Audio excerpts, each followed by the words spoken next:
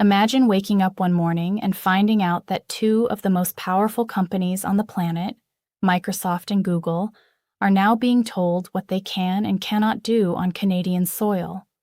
Not by some small regulatory agency, not by a local court, but by the Canadian federal government itself, backed by laws that have real teeth. That is not a hypothetical scenario. That is happening right now.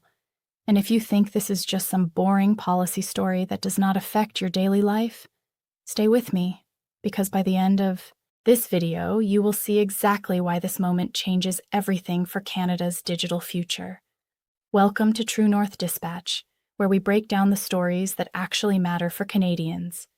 If you are new here, hit that subscribe button right now and turn on notifications because we cover these shifts before they become mainstream headlines. So, let us start from the beginning because to understand why Ottawa is drawing a hard line with big tech right now, you need to understand how we got here in the first place. For the past 2 decades, Canada had a relatively open-door relationship with American tech giants. Microsoft, Google, Amazon, Meta, they all expanded aggressively into the Canadian market, offering cloud services, advertising platforms, productivity tools, and data infrastructure. Canadian businesses adopted these tools enthusiastically. Canadian governments, both federal and provincial, signed massive contracts with these companies. Schools moved to Google Workspace. Hospitals stored records on Microsoft Azure. Government departments ran their operations on American cloud infrastructure. It felt efficient. It felt modern. And for a long time, it felt fine. But underneath that convenience, something uncomfortable was building. Canadian data, personal data, health data, financial data, even national security adjacent data was increasingly sitting on servers owned and operated by American corporations, subject to American law.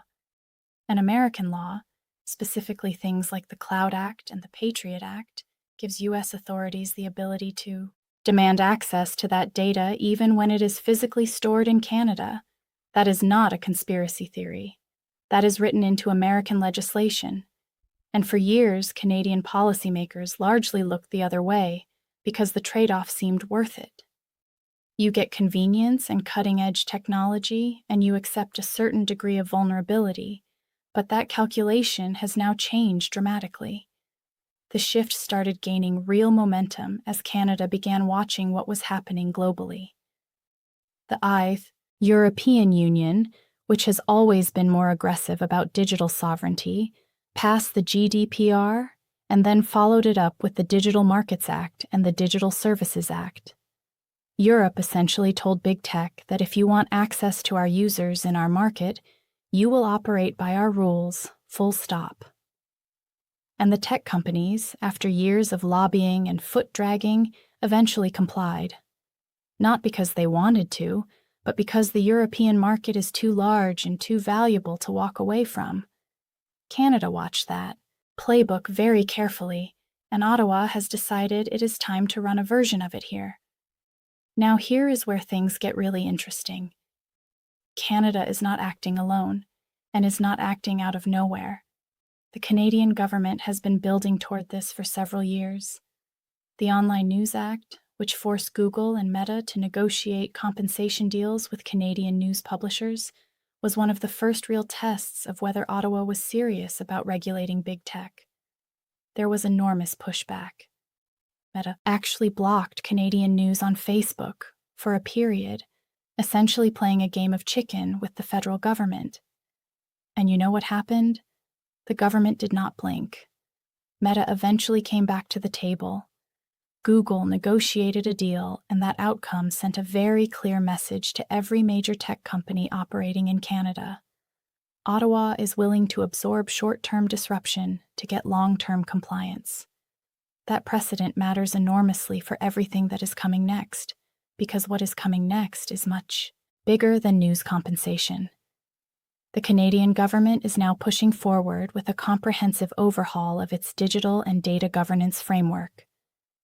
This includes updated privacy legislation under Bill the 127, which would create the Consumer Privacy Protection Act, along with a new Artificial Intelligence and Data Act that would regulate how AI systems are developed and deployed on Canadian soil. And for companies like Microsoft and Google, which have both gone all in on AI as their primary growth engine, right? Now, that last part is enormous. Microsoft has bet its entire future on integrating OpenAI's technology into every product it sells, from Word and Excel to Azure cloud services. Google is in an existential race to make sure AI does not disrupt its search dominance. Both of these companies need Canada. They need Canadian users, Canadian enterprise clients, Canadian government contracts. And Canada is now saying that access comes with conditions. Let us talk about what those conditions actually look like in practice.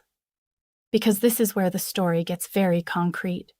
Under the proposed Canadian AI and Data Act, companies deploying high-impact AI systems, and that absolutely includes the kind of AI Microsoft and Google are rolling out, would be required to conduct impact assessments, maintain records of how their systems make decisions, be transparent about when AI is being used, and be liable for harms caused by their AI systems.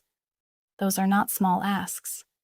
For companies that have built their AI products on the philosophy of move fast and figure out the rules later, being told you must assess impact before deployment, document your decision logic, and accept legal liability is a fundamental change to how they operate. And it does not stop there. There is also growing pressure around data localization. The idea that certain categories of Canadian data must be stored and processed within Canadian borders on infrastructure that Canadian authorities can actually access and audit without having to go through American legal channels. This is something the federal government has been moving toward cautiously, but the direction of travel is unmistakable. When you combine data localization requirements with AI accountability rules and the precedent set by the Online News Act, what you are seeing is the architecture of a genuinely Canadian digital sovereignty framework taking shape piece by piece. Now, Microsoft and Google are not sitting still through all of this. Both companies have made significant investments in Canadian data center infrastructure over the past few years, partly as a genuine business decision and partly as a strategic move to demonstrate goodwill to Canadian regulators. Microsoft has announced billions of dollars in Canadian cloud infrastructure investment. Google has done similar. These are real investments, and they do matter. Having physical infrastructure on Canadian soil does reduce some of the data sovereignty concerns. But here is the thing. Infrastructure investment alone does not resolve the legal and governance questions. Data can be physically in Canada and still be legally accessible to U.S. authorities under American law if the company controlling it is American. That is the gap that Canadian legislation is trying to close. And no amount of data center announcements fully addresses it without corresponding legal reforms on both sides of the border.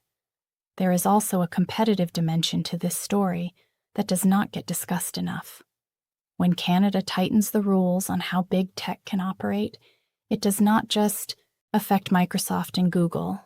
It also creates space for Canadian technology companies to compete on terms that are not purely defined by whoever has the biggest infrastructure and the deepest pockets. When data governance rules require transparency, local accountability, and compliance with Canadian standards, that levels the playing field that has been tilted heavily toward American giants for a long time. Canadian cloud companies, Canadian AI startups, Canadian data management firms, they all stand to benefit from a regulatory environment that says being Canadian and being compliant with Canadian law is actually worth something in the marketplace. So, where exactly does this leave Microsoft and Google right now? The honest answer is in a position they have never been in before when it comes to Canada. For most of the last 20 years, these companies could afford to engage with Ottawa on a sort of gentleman's agreement basis, show up at consultations, submit comments on proposed regulations, make some voluntary commitments, and generally trust that the Canadian government would not push things to a point of real confrontation. That era is over. The signals from Ottawa are consistent, and they are getting louder. Canada is moving toward a model of digital governance that is assertive, detailed, and backed by genuine enforcement mechanisms, and the tech companies know it. What makes this moment particularly significant is the timing. We are at an inflection point in the global AI race, where the decisions made in the next 2 to 3 years will shape who controls critical digital infrastructure for the next 2 to 3 decades. Canada is not a small player in this equation. It has world-class AI research talent. Montreal and Toronto are genuinely two of the most important AI research hubs on the planet. It has significant natural resources that are increasingly relevant to the energy demands of AI data centers. It has a stable, educated population of digital consumers and enterprise technology buyers, and it has a government that has clearly decided it wants a seat at the table where the rules of the AI era get written, not just a front-row seat to watch American companies write those rules for everyone else. Here at True North Dispatch, we have been tracking this regulatory evolution closely, and one thing stands out above everything else: the consistency of direction. Individual policies come and go. Bills get amended or delayed, but the underlying push toward Canadian digital sovereignty has been steady, and it is accelerating. The Online News Act showed Ottawa was willing to fight. The AI and Data Act shows Ottawa is thinking beyond individual sectors to the whole architecture of how digital technology gets governed in this country. And the conversations happening right now around federal procurement, around which cloud providers and AI platforms can be trusted with sensitive government data, show that this is not just about consumer protection. This is about national interest at the highest level. Let us talk about what the companies themselves are actually doing in response, because their behavior is revealing. When you see Microsoft investing billions in Canadian infrastructure and simultaneously sending its top government affairs teams to Ottawa for extended engagement campaigns, that is not just routine business development.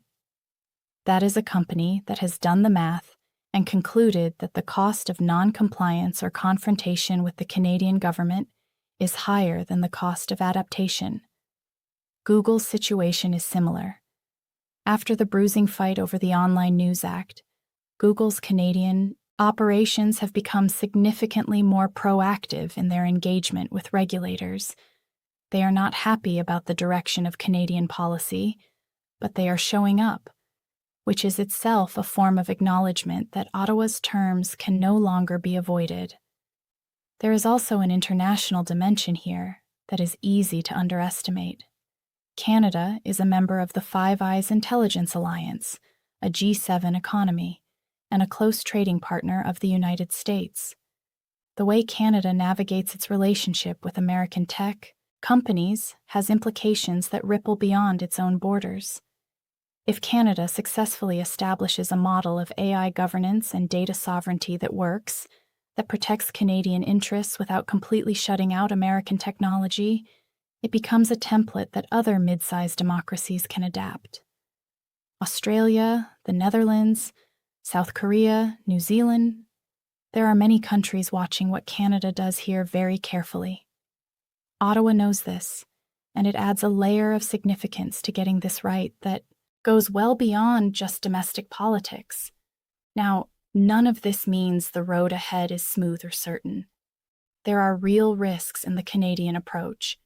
If regulations are too aggressive or implemented too clumsily, there is a genuine risk of chilling investment or creating friction that makes Canada a less attractive place for technology companies to operate. The balance between protecting Canadian interests and remaining open to the global technology ecosystem is genuinely difficult to get right. There are also real questions about enforcement capacity. Writing strong laws is one thing, but actually having the regulatory expertise and institutional capacity to enforce them against the world's most sophisticated technology companies is another challenge entirely. And there is a political dimension that complicates everything. Digital policy in Canada cuts across party lines in unpredictable ways. There are conservatives who are skeptical of government regulation in any form and who see the push for digital sovereignty as overreach. There are progressives who want even stronger protections and think the government is moving too slowly. There are business voices warning about competitiveness and innovation. Navigating all of that while maintaining a coherent and consistent regulatory direction is genuinely hard. And the history of Canadian digital policy is littered with initiatives that stalled or got watered down under industry pressure. But here is the thing that cuts through all of that complexity. The fundamental dynamic has shifted. For years, the question in Canada was whether the government had the will to actually confront big tech. That question has now been answered. The will is there. The policy architecture is being built. The precedents have been set. The remaining questions are about execution, about how effectively Canada can translate its regulatory ambitions into actual outcomes that protect Canadians and strengthen Canadian sovereignty in the digital age. Those are hard questions, but they are far better questions to be asking than whether Ottawa is serious. Ottawa is serious. Microsoft and Google both know it, and the decisions they make in the next few years about how to operate in Canada will reflect that new reality whether they like it or not. What this ultimately comes down to is something that Canadians across the political spectrum can actually agree on, even if they disagree on the specific policies. Canada has a right to govern its own digital future. The data of Canadians, the AI systems that make decisions affecting Canadians, the infrastructure that runs Canadian businesses and public services, these things should be subject to Canadian law, Canadian oversight, and Canadian accountability. That is not anti-American. That is not anti-technology. That is just what sovereignty means in the 21st century. And it is about time Canada started acting like it.